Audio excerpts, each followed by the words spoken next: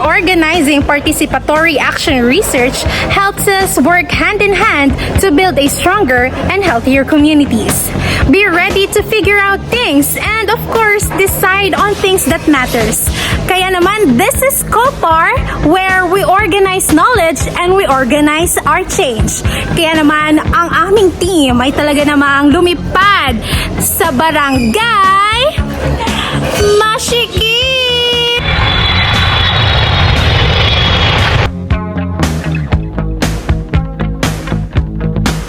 Uy, ngayon yung first day of community natin. Sa tingin mo ba matatanggap nila tayo? Nakakatakot ka eh. At parang I can feel the vibes. You know, you can sit with us. Relax. Re-entry pa lang nga. Di ba nga, this is the first step. So, kailangan natin mag-observe and respect sila. And tsaka, huwag kang tignan mo. You can sit with them. Kasi nga, nakatayo sila.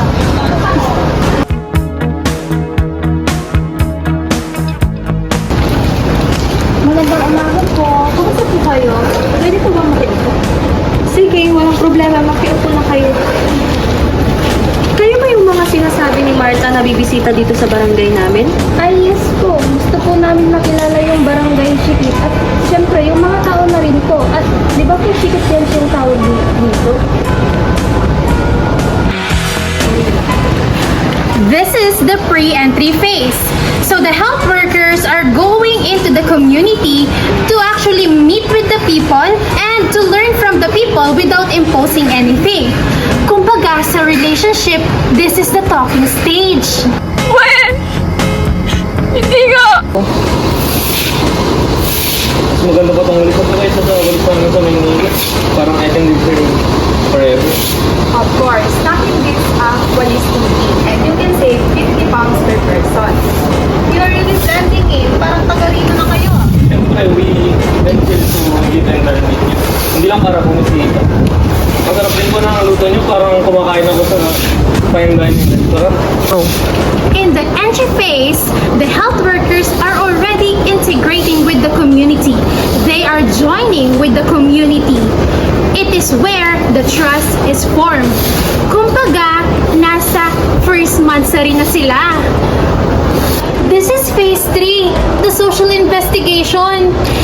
Dito na nangyayari ang collection of problems, information, tsaka mga issues sa barangay, straight from the people itself.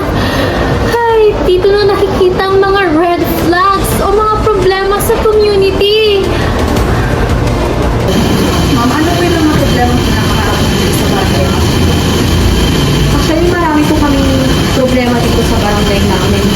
Pero isa na po yung kakulangan sa supply ng malinis na tubig. In our barangay lacks the proper waste disposal system.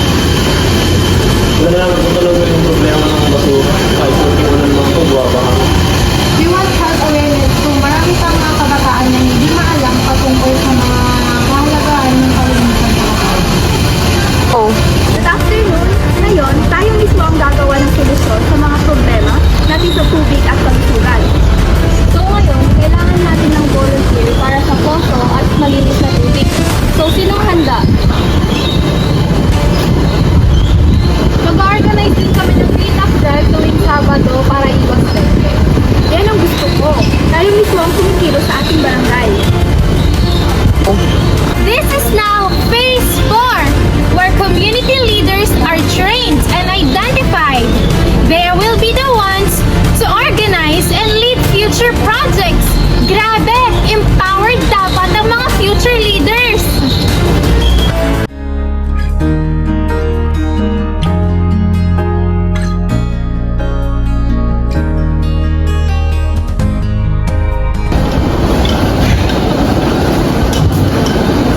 Hey, after months of meetings, surveys, food trips, the team will now enter to phase 5, the reflection.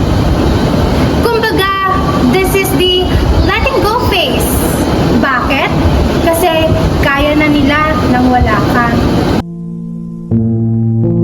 COPAR is not about doing things for the community, but it is about working hand in hand to create change. Healthy community, strong community. community.